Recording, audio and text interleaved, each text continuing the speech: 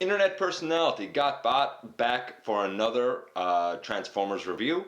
This time, what bot do I got? What bot do I got? The classics, deluxe class, challenge at Cybertron, mold of Hot Rod. Hot Rodimus. Rodimus? Maybe it's Rodimus Prime. You know what? This guy has more of an identity crisis than any of us. In fact, he might be giving me an identity crisis. I'll explain in just a minute.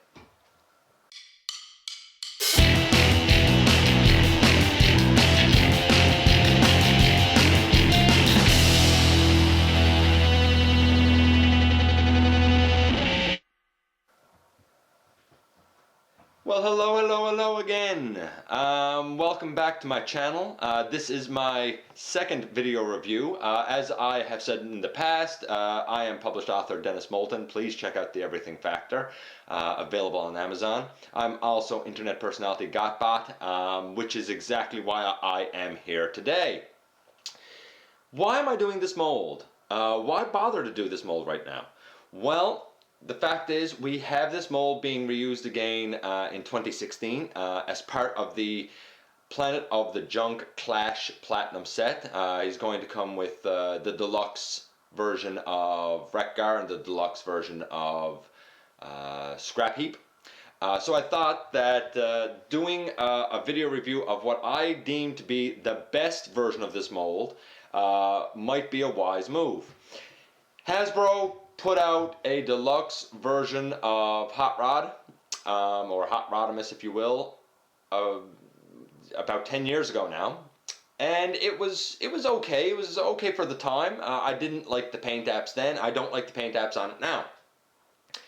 Takara done a version. It was certainly better. I feel like, however, that the challenge at Cybertron, which I believe was a South Asian exclusive or Southeast Asian exclusive, is probably the truest rendition of this character that we have gotten in the Chug line. Let's leave out things like DX9's Carry. Let's leave out the upcoming Masterpiece and the old Masterpiece, Rodimus Prime.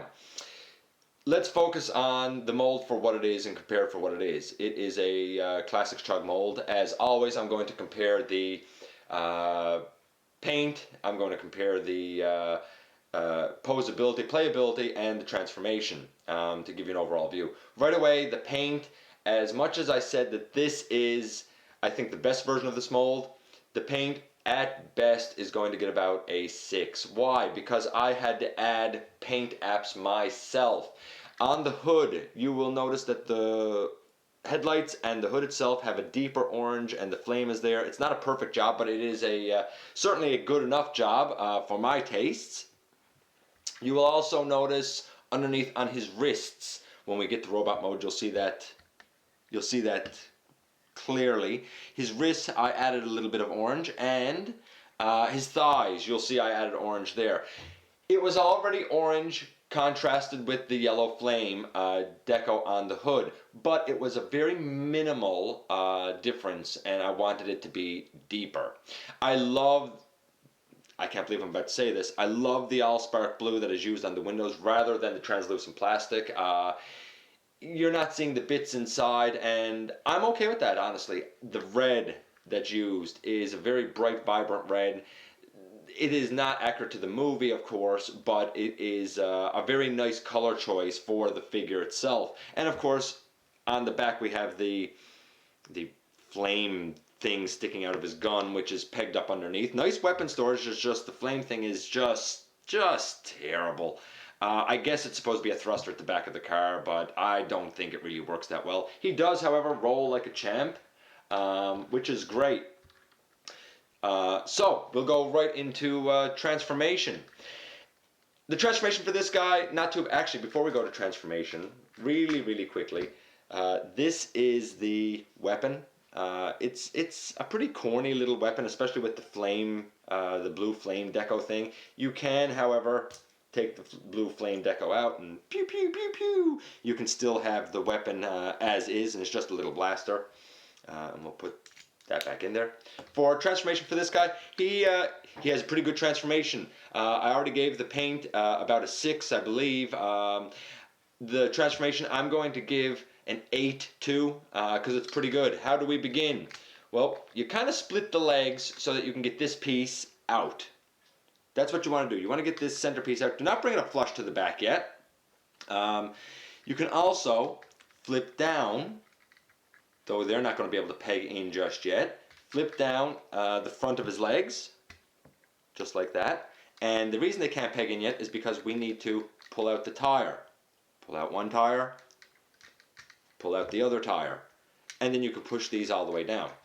His feet are these gray pieces back here, and they will just flip out, and the heel spur should come out automatically.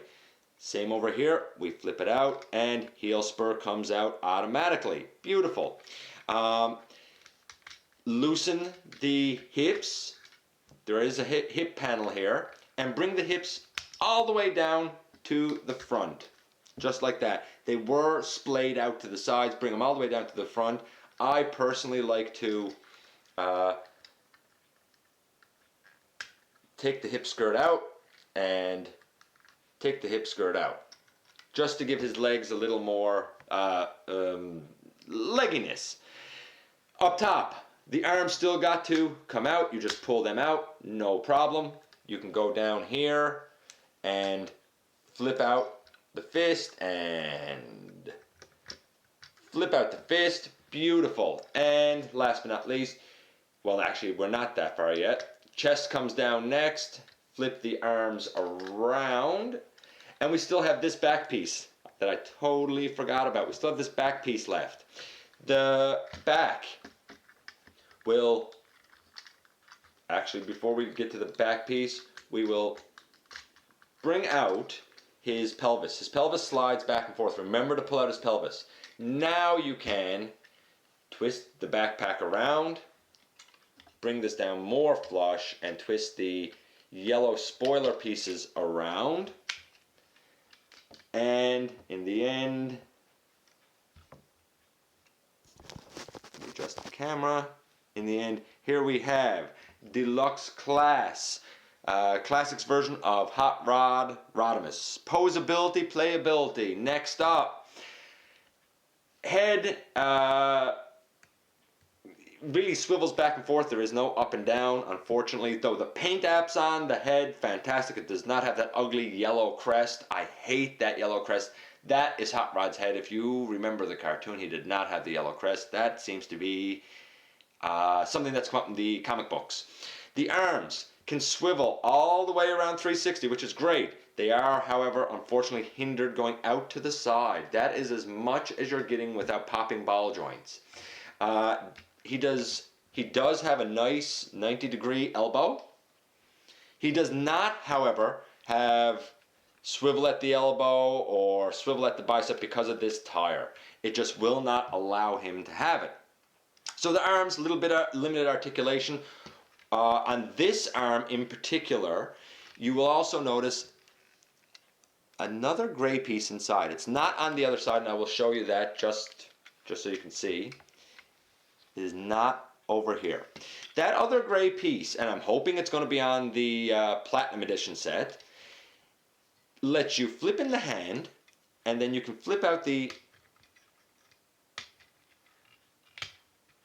other gray piece, and it is his rotating saw blade from Transformers the movie. Nice little touch. Hasbro didn't need to include it, and they did. I think that was great. Good on them. That brings us down to the waist. Is there any waist articulation? No. Legs, however, do go all the way out. They do go back. They do pretty much give full splits, as much as you'd really want. When you bring them down, however, you'll notice that his thighs are once again splayed. So when you move them down by the joint up top there in order to get those down. Is he a perfect Hot Rod, Rodimus, Rodimus Prime, whatever you want to call him. No, of course not. The mold is getting old. We need him updated. There's no doubt about it. He needs to be upgraded, and I think anybody would agree with that. A lot of people now are going to point out Cloud Rodimus. Cloud Rodimus is beautiful. Voyager size is exactly what we want, what we need for this character. He's not perfect either. You know, Rodimus Hot Rod is not a triple changer. He's not an orangey ready Springer. He is his own character. Plus the Cloud Rodimus is really expensive for what he is. Right now, I think this might be the best alternative for a Classics Chug version of Hot Rod Rodimus until he gets updated. Certainly better than the Combiner Wars Legends class figure. That thing is just way too small and just... I see what they were going for, but it doesn't really work. Paint apps, like I said, are about a 6 because I had to add orange there around his engine block chest hair, and orange on the wrists and orange on the thighs. So paint apps are low. Posability, playability, again, I have to give him about a 6 because the arms are hindered in just too many ways. Transformation, about an 8. It's a fun, quick, easy transformation. Overall, about a 6.5 is what this guy is. The Wreck-Gar mold, from what I have heard, and the same mold being used for Scrap Heap, I hear that they're great. I don't have them yet. As soon as I do, I will review them. Would I suggest that you get this character? If you can get this version of the figure, go for it. Do not pay too much for him. I got him off of TF Source, I believe, for about $18, which is lots to pay for him. Don't go paying $40 or $50, Canadian or American, or anything else for that matter. You know, it is what it is. For a figure that is 6.5, just not worth it.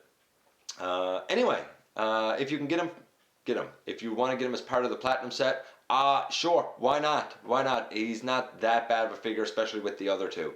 It's just know what you're getting into and know the limits that you're getting into.